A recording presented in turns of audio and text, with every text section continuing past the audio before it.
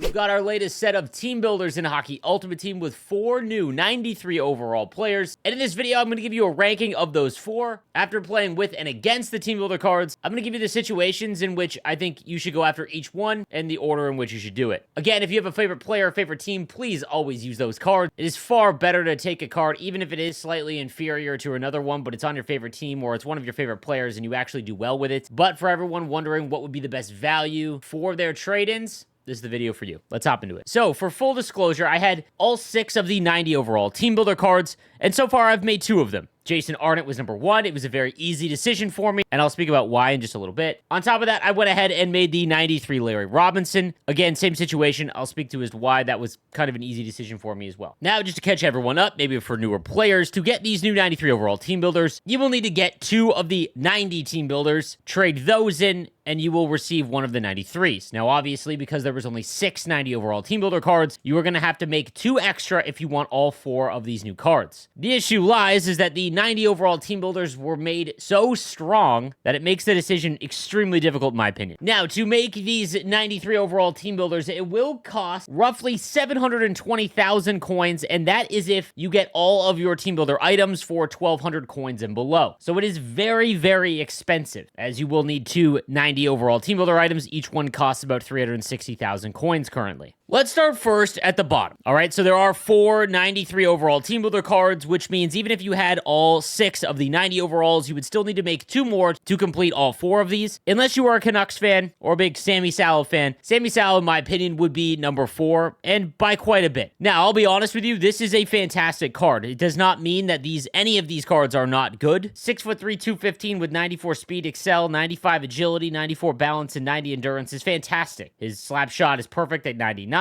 His hand stats are in the 90s, body checking's 90, and then with synergies, you can basically max out his defensive awareness. You can also get his acceleration up to 96. The issue with Sammy Salo is that he is a right-handed defenseman, and he lacks one of these strong defensive abilities that are in the game. Stick him up, in my opinion, is only valuable on cards that are gigantic. Too often in this game, especially if you don't play on a server where you're getting under 10 ping, poke checks are just very unreliable in NHL 24, at least from my experience. Now, Quick Pick is a strong ability, but all of the other ones on defensemen, especially considering 1T and Thunderclap do not stack, he just doesn't offer a massive improvement over what you would be replacing. Because essentially what you'd be moving on from is the 90 overall Adrian Aucoin, the only right-handed defenseman that was in the team builder release last time. He's only 2 speed and acceleration slower, but he has silver truculence. Adrian Aucoin, since his release, has been one of my favorite cards personally, and just a dominant one. And because you only need 3 ability points to really make this card impactful, the cost of 760,000 coins to go from Adrian Aucoin to Sammy Salo, in my opinion, just not worth it. So in my opinion, he is a distant 4. Now, this is where it really doesn't matter. I'll be honest with you. The other 3, you can rank in any order, and I wouldn't argue. I'll give you my reason as to why I think Rick Nash is 3rd. Number 1 is his position. If you've been playing since the beginning of the game and you are able to afford these cards, you more than likely have the Team of the Year Connor McDavid. That card is still going to be ahead of Rick Nash in your lineup, unless, again, Nash is one of your favorite players, things like that. So that automatically makes him a number 2. When you take a look at this card, it's legitimately almost perfect. He gets a speed boost in the middle, so his speed can go up to 97, and then the only real weakness he has is on defense, and you can give him defensive boost to help out with his defensive awareness being low. He's got gold unstoppable force, which is great. Born leader, make it snappy, elite edges, which is one of the best silver superstar abilities you can get, and then puck on a string, but I don't really think he needs that with 99 deking. I have played against this card quite a few times already, and he is an extremely good card, especially with unstoppable force on. If you don't have someone with truculence, you're basically just waiting for him to shoot so you can get the puck back that way or get a lucky poke check off. Bumping him off the puck is basically a non-starter. The reason why I have him at number 3 is because, again, so he is a pure left-handed winger. He cannot play center. And more than likely, if you are going to remove Rick Nash from your lineup, you're going to have to take out Mike Modano, who is almost the exact same card. Arguably, the case could be made that he's better because he can play center, and he's very good at it with 94 faceoffs. See, I don't think we realized how good the 90 overall team builders were until you see what the 93 overall team builders were and what they come out as, it's almost as if the 93s, they had to dial back a little bit because at 96, they're obviously going to be almost completely maxed out at 99 overall. But Mike Modano's card is, again, not worth 760,000 coins in replacing. Like I said, I think that there's a real good shot that I would rather have Mike Modano than Nash because he can play center, so lineup flexibility does matter. And you can go speed boost as well as accelerator boost, giving him 97 speed and acceleration, so he is faster. So for all those reasons, that's why I think that Rick Nash is number 3. Coming in at number 2, the 93 Larry Robinson. 6'4", 225. He's got gold shutdown, no contest, born leader, seeing eye, as well as truculence. Now at 6'4", 225, he becomes one of the best left-handed defensemen just based on size alone. He's also got 93 speed, excel, can get up to 94 agility, 93 balance, and 90 endurance. You could also throw accelerator boost on him to get him up to 95 accelerate. His shot is great, and he actually has a bomb from the point that I found pretty surprising, and he's got maxed out defensive stats. Now again, if I'm being real with you guys, he's really not that much better than the 90 Robin Regeer. Robin Regeer can get speed boost up to 93 speed, 92 excel, and again, well, Larry Robinson is a better card. It's just 760,000 coins. However, what I realized is that I play with my defensemen so much in the offensive zone that I really wanted a top-tier defenseman, so I went and traded in Willie Mitchell and Robin Regeer for Larry Robinson, and I'm not disappointed. It is going to depend on the rest of your team, however, and more on that in just a little bit. And then my number 1 is the 93 Jason Arnott. Now, I'll be honest with you, in a vacuum, I actually think that Rick Nash or Larry Robinson is probably a better card after using Arnott for about 10 games. But the position scarcity is what makes him my number 1 in my opinion. Because remember, if you're trading in multiple team builders, you have to make sure you are getting the biggest impact to your team. There is not a better sentiment, in my opinion, in the game currently. I've talked about this for 2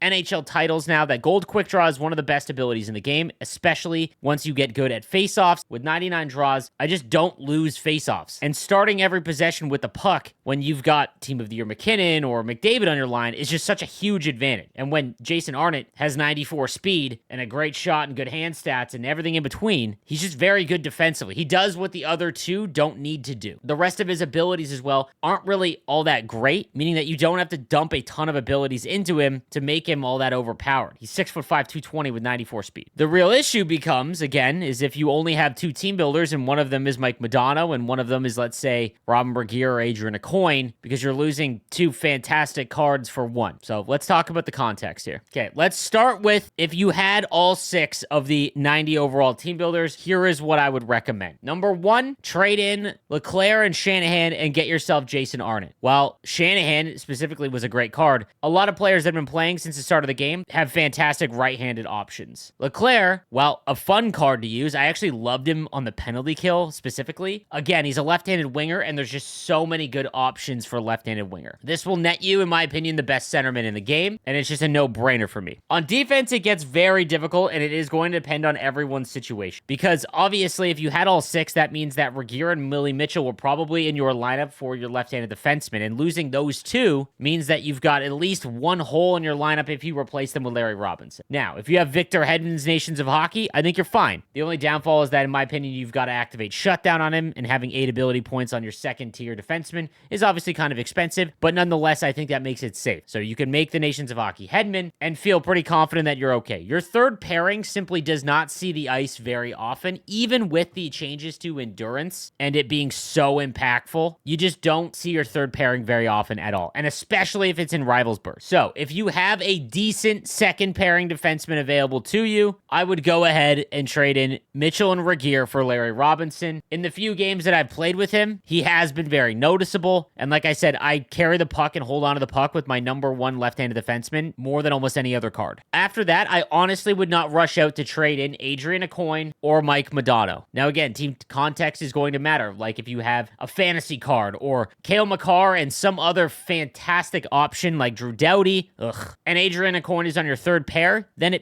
we can have a discussion on that. But if Adrian Aucoin is going to be in your top 4, then I wouldn't trade them in. And Mike Modano on my third line might seem like a waste, but your third line forward option now matters because of those endurance changes. Your 3 forward lines really need to be strong because they've really nerfed energy for players when they hustle down the ice once. And I just don't think that it's worth it currently. So what I would do is I would wait and I would save up to get another 90 overall team builder. And again, given the context, you could go and get rid of Adrian than a coin and whatever other one you make for Rick Nash or Sallow, again, whatever option your team needs. If you had 4 team builders, again, it's going to matter where they are in your lineup, but trading in a defenseman and let's say Shanahan, I would do that for Arnott. The only card that I would really try to not trade in for Arnott is Mike Modano. So if you only have him and let's say, like I said, a defenseman, I would hold out and wait because I just don't think it's worth it. I'll be real, guys. This is one of the weakest team builders that they have released in terms of the options. And I don't know if it's because they know the 96s are coming next, and those are essentially going to be 99 across the board just because of how overalls work. On top of that, they made the 90s so strong that there just isn't enough room for them to differentiate. On top of that, enough with the New Jersey Devils. Jesus. So again, just to show you guys what I'm doing on my no money spent team is I'm going back to what I did in the first few months of the game, and that is to take untradeable rivals rewards, as many packs as I can, and I'm just slowly going to throw in my untradeable cards into the team builder slot until I get to about 16, 17 cards for each team, and then I will buy the rest. And on Hut Champs, what I'm going to do is I'm going to go back to what I did, again, prior to the 90 overall release, and that is to take Jumbo Elite Players packs simply because I want to guarantee myself NHLers. But there could be a conversation for Mega Players packs again, but we'll get to that when Wednesday comes out. So let me know what you think in the comments section down below. Again, like I mentioned, one of the weaker team builder releases that we've had over the last 3 years. None of them are bad cards. It's just not nearly as exciting as when the 90s were released. Thank you guys again for watching. I'll see you next time. Have a good one.